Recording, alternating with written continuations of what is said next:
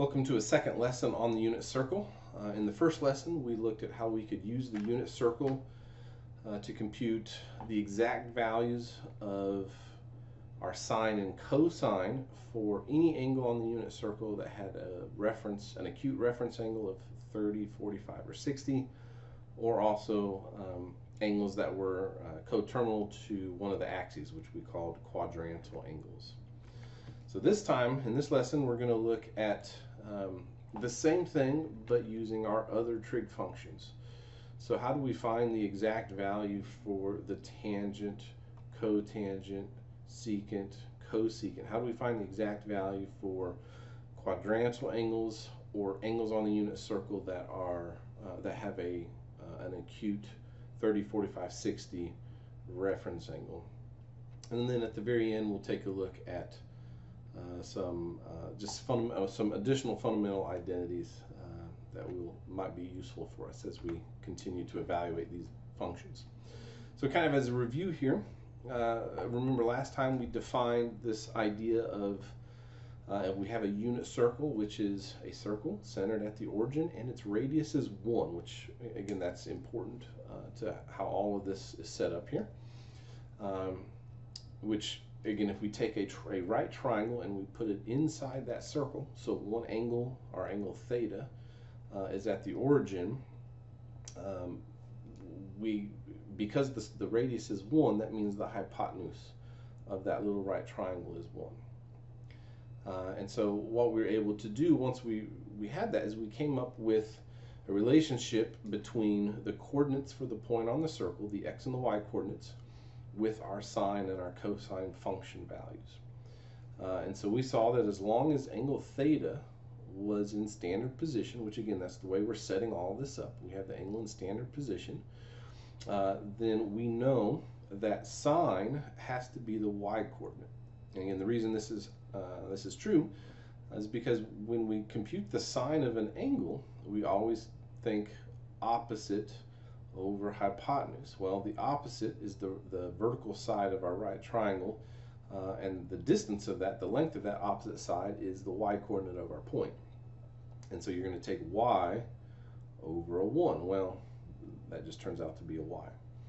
Same thing for cosine. Cosine was the adjacent, so that's the x part of the triangle, the x distance, the x coordinate. So it's x over 1, which is just x. And so again, that's where we got sine is y and cosine is x. And again, I mentioned this briefly in the last video, but tangent we could think of as y over x.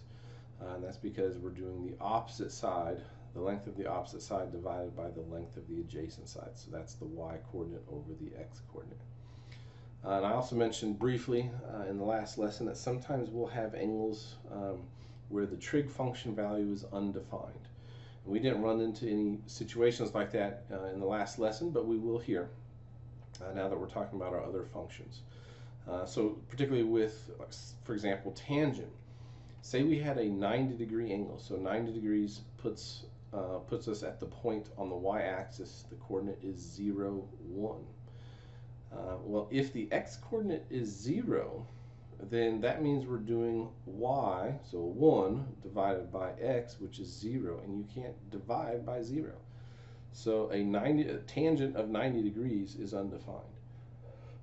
And it turns out the tangent of 90 degrees, or anything coterminal to 90 degrees, and then the tangent of 270 degrees, or anything coterminal to that, will be undefined. So any point on the y-axis where x is equal to 0 will be undefined.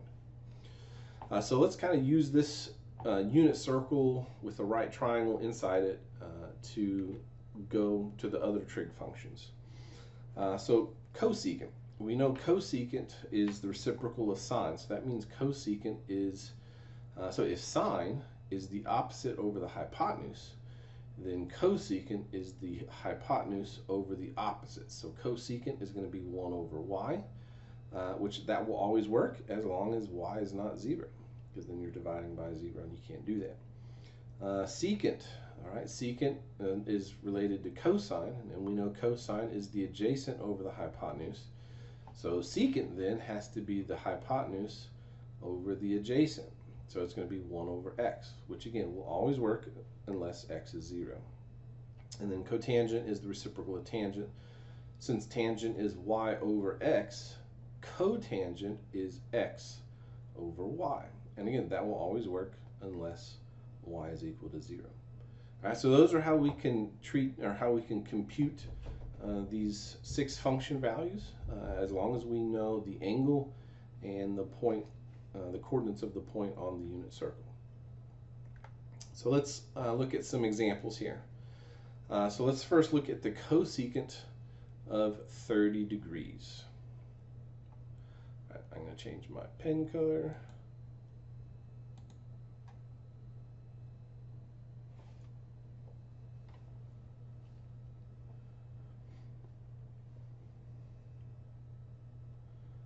So we know cosecant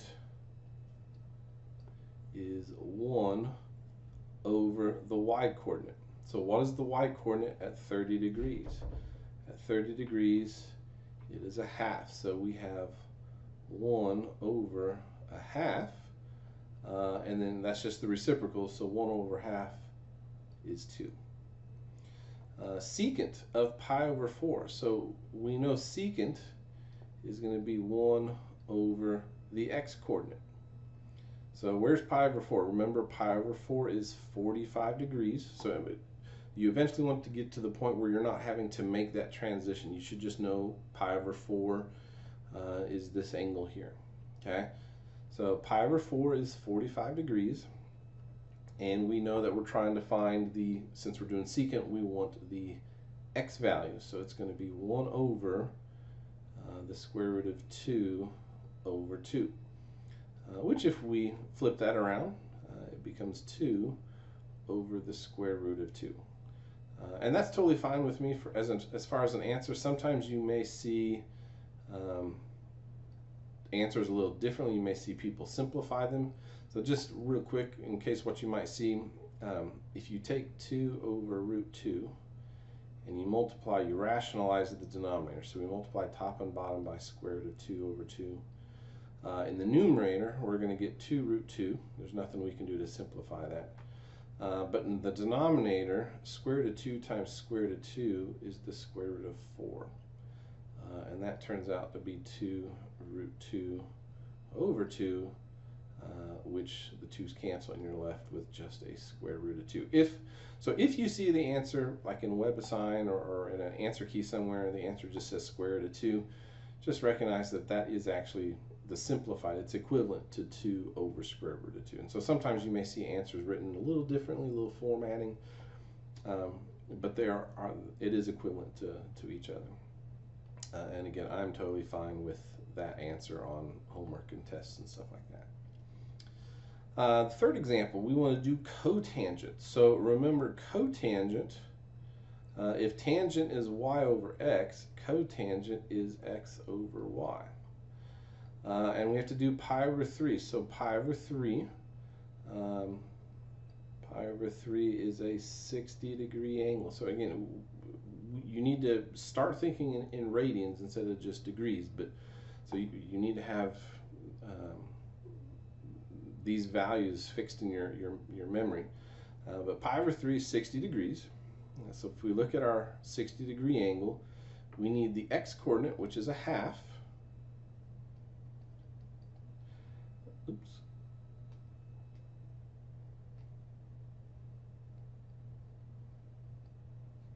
And we need the y-coordinate, which is square root of 3 over 2. And we could simplify that a little bit. When you divide by a fraction, you multiply by its reciprocal. In this case, the 2's will cancel out, and so you're left with a 1 over a square root of 3. And again, that answer is totally fine with me, but sometimes you may see people simplify it. So if you see it on an answer key or something, you may see it as the square root of 3 over 3. And you do it the same way that we did the square root of the 2 over root 2 in the previous example. But again, I am fine with this answer here. All right, let's look at a few more examples. We want to do the cotangent of 135. So we're now going beyond the first quadrant. So we're not looking at, none of these angles here are acute angles. And so we're going to have to look at a reference angle. So we need to kind of figure out where it's located at, where's its reference angle, and then it's the same process that we looked at last time. So cotangent is 135 degrees. So 135 is somewhere between 90 and 180 degrees. It's actually halfway in between. So here's, oops, that's not very good, but here's 135 degrees. Okay, so how far is it from 135 to 180? So that means it's 45. So we're thinking in terms of a 45 degree angle. That's the acute reference angle that we want to work with. We also need to think in the quadrants. So remember the signs in the quadrant. We knew all students take calculus, right? So all of them are positive in the first quadrant, including secant, cosecant, and cotangent. Sine is positive in the second quadrant. Well, sine is the same thing as, or is basically the same thing as cosecant. So wherever sine is positive, so is cosecant. Cosine and secant go together, so secant will also be positive in the fourth quadrant. Tangent and cotangent, just they're reciprocals of each other. So because tangent is positive in the third quadrant, it's negative in the second quadrant, and cotangent is going to be the same thing. So because we're talking about an angle in the second quadrant, I know my answer had better be negative. All right, so remember, cotangent is the x value over the y value. And as we were just saying, we know the answer is going to be negative. So at the reference angle of 45 degrees, we know we have an x value of √2/2. And so is the y coordinate. So we have a √2/2. So if we simplify that, everything cancels out and we're left with just a -1. So the cotangent of 135 degrees is just going to be a -1. All right, what about the cosecant of 5 pi over 4? All right, so again, first step here is to draw out our angle. And since this is in radians, sort of kind of we did in the last example, we need to count it out this time though. So if we're going from 0, remember pi is half. So we're going from half the circle. So from 0 to pi. And I want to write this with a common denominator of 4. So this is 4 pi over 4. So I'm going to divide the entire top half of the circle into fourths, 4 equal parts. So there we go. So this is going to be 1 pi over 4. This is 2 pi over 4. This is 3 pi over 4. Then we then hit pi, which is 4 pi over 4. Do the same thing in the denominator. I'll just divide it into 4 equal parts. So 0, 1, 2, 3, 4. So here is 5 pi over 4. This is 6 pi over 4, 7 pi over 4. And then back to 0, this would be 8 pi over 4. And this should be a 4 here. Okay, so we want the cosine of, or sorry, the cosecant of 5 pi over 4. So 5 pi over 4 is down here in the third quadrant. All right. What is the reference angle? So again, the reference angle is always from our angle or from our terminal side to the x-axis. So in this case, it's always the same denominator. So our reference angle here is just going to be pi over 4. Okay, so we want to figure out what is the cosecant at pi over 4, and pi over 4 is 45 degrees again. And because this is in the third quadrant, what do we know about cosecant? Well, cosecant is the reciprocal of sine, and sine is going to be negative in the third quadrant. So again, my answer here is going to be negative. So with cosecant, we know cosecant is 1 over sine, sorry, 1 over y. And so in this case, we know the answer is going to be negative. We're going to have a 1 in the top, and then what's the y coordinate? So what is the y coordinate at pi over 4, or at 45 degrees? It's root 2 over 2. Root 2 over 2. So that means in the end, when we're going to flip our fraction here, we have a negative 2 over a root 2, and that would be our answer. Again, we could simplify it if we want, but so that is the cosecant of 5 pi over 4. All right, what if we wanted to do the cotangent of 5 pi over 3? So again, the first step is to draw it out. And then in this case, since we're dealing with radians, we're going to have to count from 0 to pi. And we want to do this with a common denominator, so 3 over 3. Now we're dividing the top into thirds and the bottom into thirds.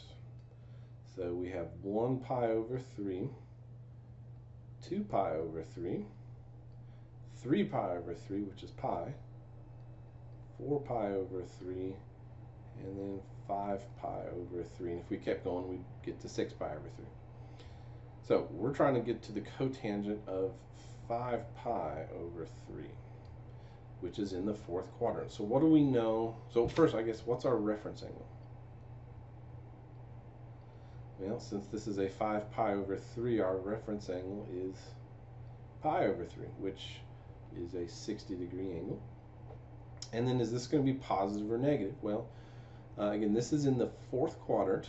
What do we know about tangent? So tangent is positive in the first and the third, which means it's negative in the second and the fourth. So cotangent is going to, again, all three of these have been negative, so this is going to be negative in the fourth quadrant.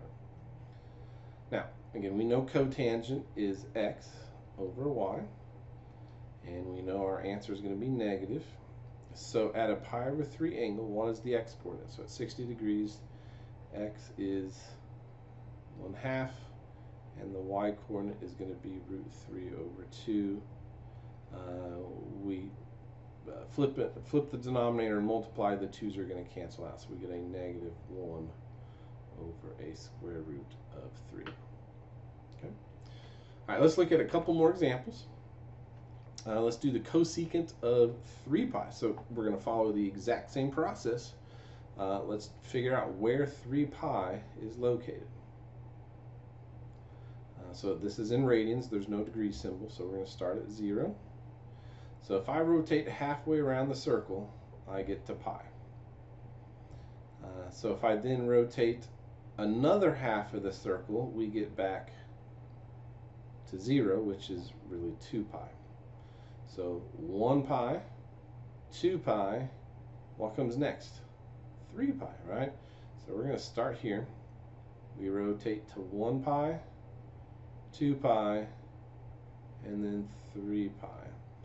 So 3 pi is actually coterminal. It's the same terminal side as pi. All right, so what is the coordinate over here? So this is a quadrantal angle. It's not going to have an acute reference angle. So since it's a quadrantal angle, we just need to know the x and y coordinate on the unit circle. So the coordinate over here is, on the unit circle, it's 1 unit to the left, so it's a -1, and it's on the x-axis, which means its y coordinate is 0. So it's just the point -1, 0. Okay, we don't need to know the root 2's and the fractions and all that stuff. It's just a 1 and a 0. So how do we do cosecant? Again, cosecant is 1 over y. So what is 1 over y? Well, y in this case is the 0. So what is 1 over 0? And you can't divide by 0. So this one, sometimes we'll just say it does not exist, or you could say it is undefined. Okay, there's no actual value for cosecant of 3 pi. All right, the last one we'll look at here is the secant of 7 pi over 2. So again, following the same process, let's draw it out, figure out where this angle is located. So we're going to start at 0, and we're going to go to pi. We're going to do common denominator, so this is 2 pi over 2. And then, so we're going to cancel. So you're dividing the top half of the circle into 2 parts, and you're going to divide the bottom half of the circle into 2 parts, which it's already done that using the y-axis. So start counting. 0. This is 1 pi over 2, 2 pi over 2. Down on the negative y-axis is going to be 3 pi over 2. Oops, let me erase that. 3 pi over 2. When we get back to 0, just keep counting. This is 4 pi over 2. We get up to the y-axis again is now 5 pi over 2. The x-axis is going to be 6 pi over 2, which means the negative y-axis is now going to be 7 pi over 2. And that's the one we want. So we are going, our rotation starts at the x-axis. It goes once all the way around, and it goes up 3/4 of the way around. What world is that?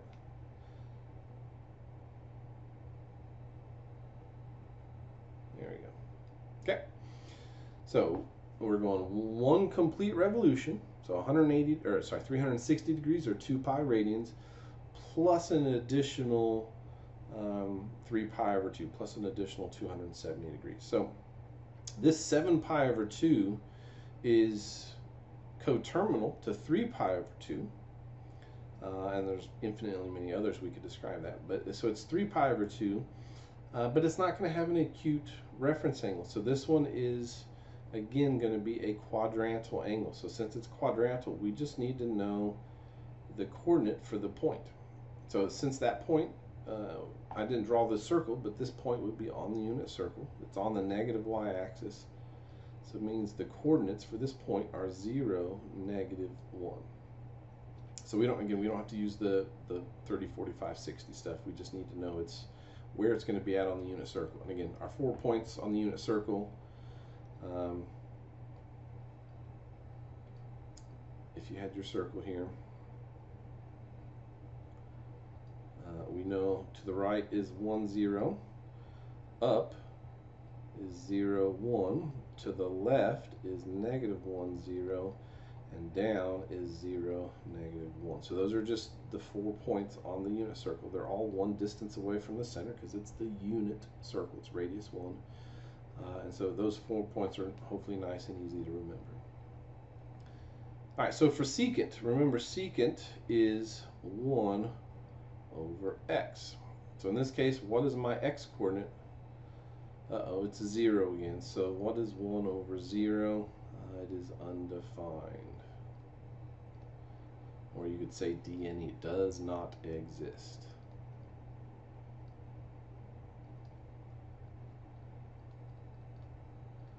Okay. So the cosecant of 3 pi is undefined, and then the secant of 7 pi over 2 is also undefined. Okay, so let's introduce or kind of look at some properties that we have. There's kind of 2 groups that we're going to look at. Three properties we're going to look at. The first we just kind of refer to as the reciprocal properties, and we've already been talking about these some. We know sine and cosecant are reciprocals of each other. Cosine and secant are reciprocals of each other, and then tangent and cotangent are reciprocals of each other. And that goes in both directions. So sine is equal to 1 over cosecant, and in the same way, cosecant is equal to 1 over sine. Okay, and again, cosine is 1 over secant, secant's 1 over cosine, and then tangent and cotangent are reciprocals of each other. Again, we've already been talking about that. That's where, if sine is the y-coordinate, cosecant is 1 over the y-coordinate. If cosine is x, then secant is 1 over x. So we've already been using these identities. We're just going to kind of spell them out here real quick. And then kind of 2 related ones is tangent. We can express tangent in terms of sine and cosine. Remember, tangent is y over x. Well, y is sine, x is cosine. So we can think of tangent in terms of sine and cosine. Similarly, we can do the same thing with cosine, or sorry, cotangent. It's just it's reciprocal, so cotangent would be cosine over sine.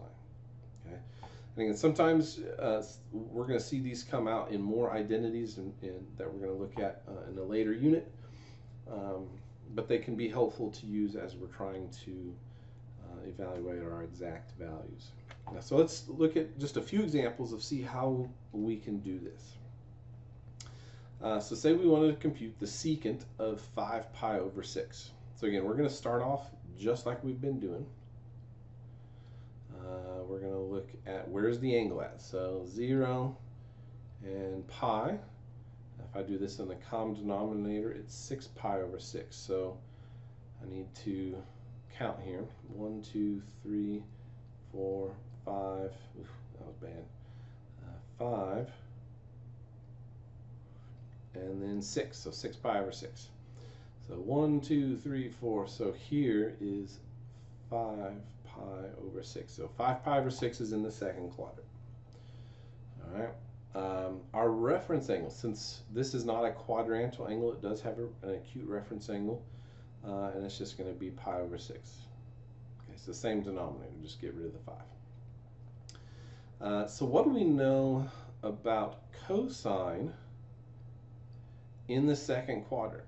So again, we know we have all students take calculus. Cosine is only positive in the first and the fourth, so in the second it is going to be negative. Okay, so secant of 5 pi over 6, I could rewrite that as 1 over a cosine of 5 pi over 6. So again, the what's helpful with this is that I don't have to keep remembering, how do you compute secant? How do you compute cosecant or cotangent? I can think, how do I compute cosine, sine, and tangent? How do I compute the main 3? And once you know how to do the main 3, you can get the other 3. Okay, so that's sort of the strategy that we're using here. So 1 over, what's the cosine of 5 pi over 6? Well, we know the cosine of pi over 6, which is 30 degrees. Cosine is root 3 over 2. But because it's in the second quadrant, we know it's negative. So it's a negative root 3 over 2. And if we just simplify that, we flip the fraction around, we get a negative 2 over a root 3. So I'm not thinking in terms of 1 over x anymore, I'm thinking 1 over cosine. It's the same thing, we're just thinking cosines instead of 1 over x. So we're using that identity. All right, cosecant of 7 pi over 4. So again, we need to draw it out. So 0 to pi, write it with a common denominator, so 4 pi over 4, and then count. 1, 2, 3, 4, 5, 6 is on the y-axis, and 7. So here's 7 pi over 4. So 7 pi over 4. Reference angle is going to be pi over 4. Cosecant, then, I could rewrite as 1 over, well, cosecant is 1 over sine. So we need to compute what is the sine of 7 pi over 4. Well, what do we know about sine in the fourth quadrant? We know sine is going to be negative again. Got a lot of negatives floating around in these examples. So 1 over sine of 7 pi over 4 is going to be 1 over a negative. So what is the sine at pi over 4? So pi over 4 is 45 degrees. Sine is the y-coordinate, and so we have a root 2 over 2. And we simplify, we just flip the fraction around, we get a negative 2 over a root 2. All right, last example here. What is the cotangent of 5 pi over 3? So again, we're going to think of cotangent. So there's a couple ways we could think of this. We could think of this as 1 over the tangent of 5 pi over 3. Or, and this is actually kind of the way I tend to think about it, cotangent is the same thing as cosine of 5 pi over 3 over the sine of 5 pi over 3. That was that last little identity on that list. So I'm going to go with this version. It's easier for me to think in terms of sines and cosines than tangents and cotangents. So let's go back to our pictures, draw our graph. So 0 and pi, but we have to think in terms of 3, so 3 pi over 3. We have 1 pi over 3, 2 pi over 3, 3 pi over 3, 4 pi over 3, and then 5 pi over 3. So 5 pi over 3 is in the fourth quadrant. All right, what is my reference angle? My reference angle is going to be pi over 3. So we have to do the cosine of pi over 3. So the cosine of pi over 3, the x-coordinate is a half. Now is that positive or negative half? Well, since we're talking about an angle in the fourth quadrant, we know cosine in the fourth quadrant is positive. All right, what's the sine of 5 pi over 3? Well, the sine of pi over 3, so pi over 3, the sine is going to be root 3 over 2. Is that a positive or negative root 3 over 2? So again, 5 pi over 3 is in the fourth quadrant, and we know sine is negative in the fourth quadrant. So I have a positive divided by a negative, which is negative. I have a half divided by root 3 over 2. The 2's are going to cancel, so we're just left with a 1 over a root 3. Okay. So again, this is just another way of computing the same thing. Instead of talking about 1 over x or 1 over y or x's over y, it's sometimes easier to think in terms of just sines and cosines. Because if you can remember these 5 coordinates, 1, 0, root 3 over 2 and a half, root 2 over 2 and a root 2 over 2, half root 3 over 2, and a 0, 1. If you can remember these 5, and then plus maybe the x and the other x and y axis points. If you can remember these 7 points, all you got to know is the x and the y, the cosine and the sine. If you know that, then you can convert secants and cosecants and cotangents to cosines and sines, and it just makes things a lot easier. So it's a lot of work, but just a different way, I think, and a little easier way to do it. All right, another identity, we've already kind of talked about this, is the Pythagorean theorem identity. There's actually 3 versions of it. And what we looked at last time was just this first one, cosine squared plus sine squared is equal to 1. But we can rewrite this identity in terms of tangents and secants and cotangents and cosecant. So if cosine squared plus sine squared is equal to 1, then 1 plus tangent squared theta is equal to secant squared theta, and 1 plus cotangent squared theta is equal to cosecant squared theta. So where did these, how do we get these other 2? So just to kind of see where they come from, let's take the cosine, or our original Pythagorean identity, cosine squared theta plus sine squared theta, and we're going to take the 3 terms and we're going to divide them by cosine squared theta.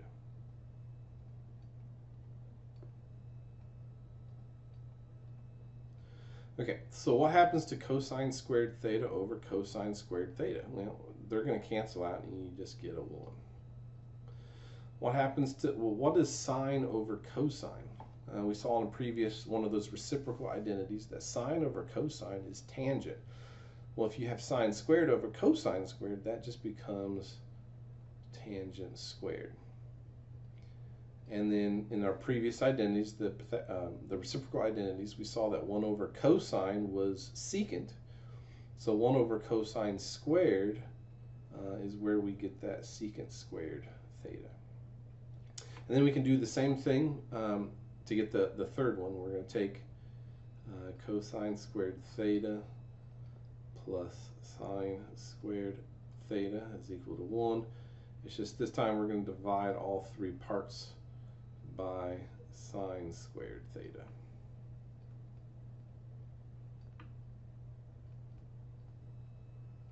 Okay, cosine over sine is cotangent, so that means we have cotangent squared.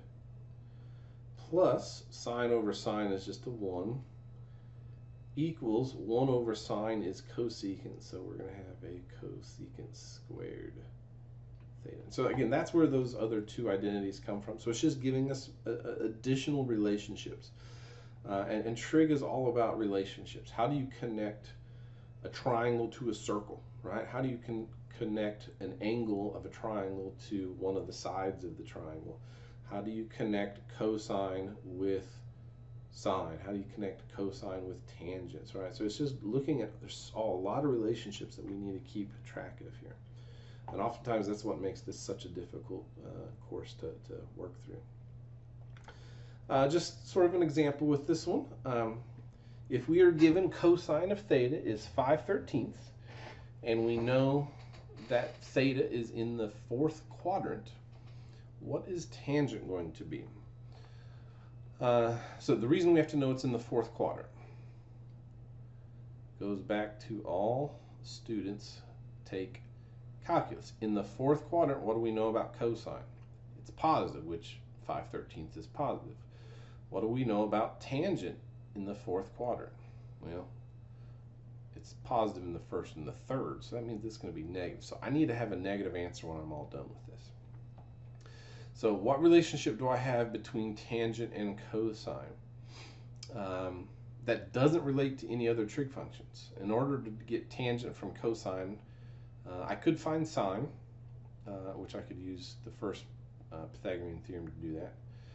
Or, well, I have a tangent squared here in the second Pythagorean identity, and I have a secant squared. And if you remember, secant is the reciprocal of cosine.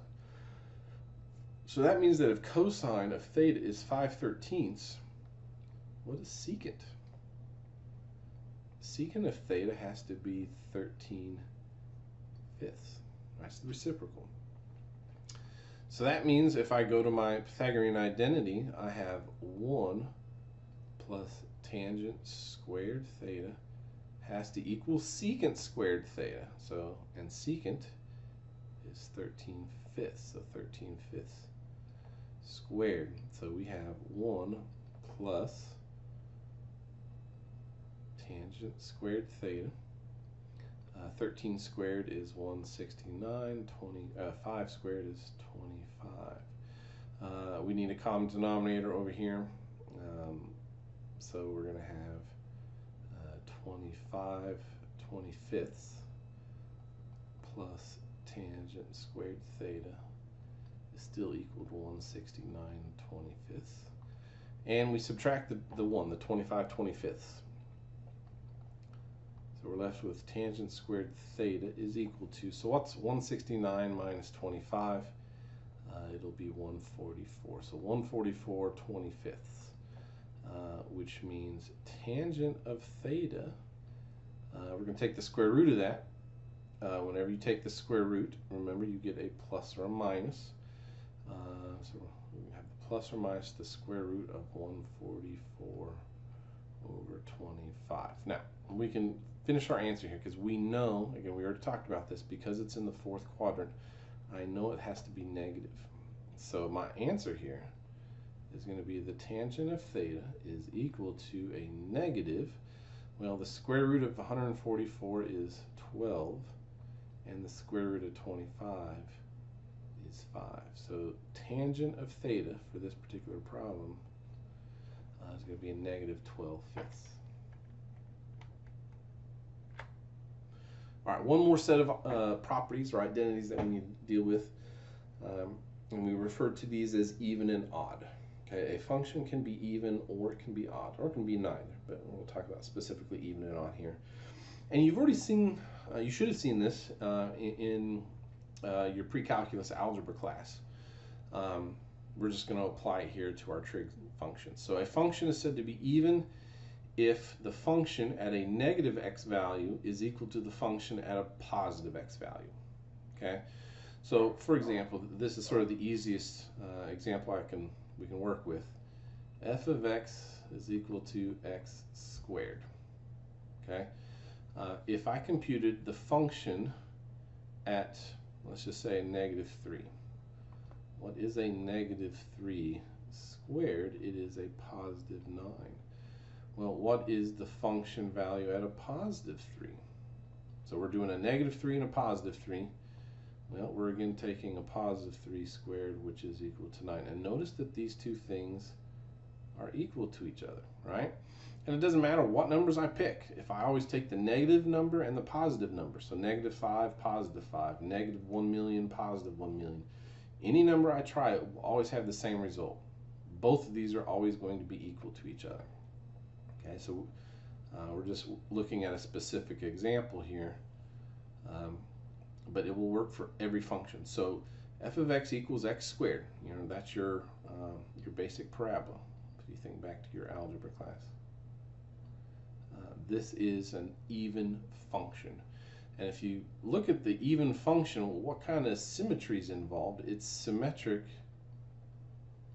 about the y-axis. So it's a mirror image to the left and to the right. And that's why. So if you take the positive x and a negative x, they both turn out to have the same y-coordinate because they're mirror images of each other over the y-axis. We haven't looked at graphs that do this yet, but cosine is going to be an even function. And we'll see this more in the next lesson, hopefully, that they're going to be reflections or mirror images of each other. So what about odd functions? So a function is odd if you computed the function at the negative x, and when you compare that to the function of the positive x, they're in opposite signs. So a simple example here would be f of x is equal to x cubed. If I computed the function value of, let's just say, -2.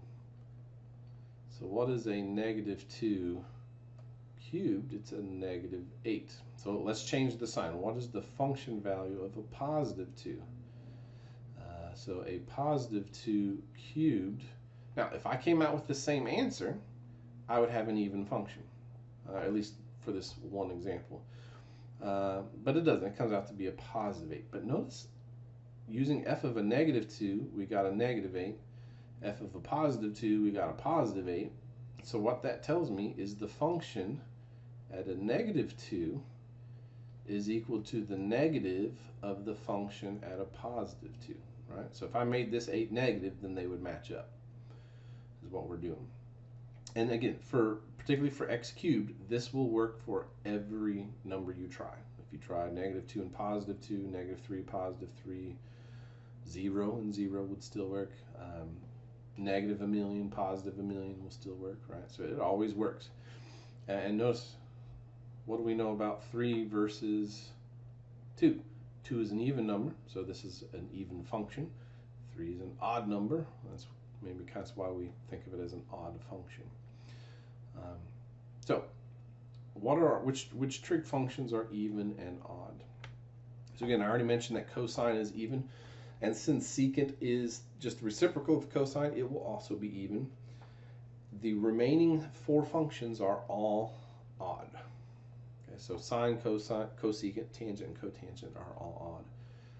And again, if you just wanted to see visually what an odd function looks like, the symmetry here. So this is the graph of x cubed. So what happens is if I tried a number on the left side, it goes down. If I try a number on the same number on the right side, it goes up.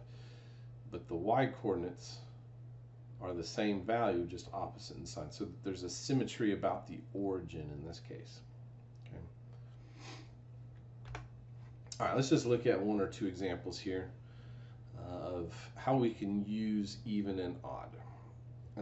So say we wanted to compute the sine of a -3π/2. So sine is an odd function, which means odd functions, I can take the negative that's inside and pull it outside. So I could rewrite this as the negative sine of a +3π/2. The nice thing about this, what does it mean for an angle to be negative? It means it rotates in a clockwise direction. So by getting rid of the negative I can actually go to my normal comfort zone of rotating in a counterclockwise direction. All right, so where is 3 pi over 2? 1, 2, 3 pi over 2. So it's on the negative y-axis. The coordinate there is 0, negative 1. So what is the y-coordinate? Well, we know the y-coordinate then is a negative 1. And we had this negative floating around out front. So we have a negative, negative 1, which is a 1. So the sign of a negative 3 pi over 2 turns out to just be a positive 1. Okay? Again, the reason for that is if we rotated in the clockwise direction, we would rotate a negative 1 pi over 2, a negative 2 pi over 2, and then a negative 3 pi over 2. And so it actually put us up there.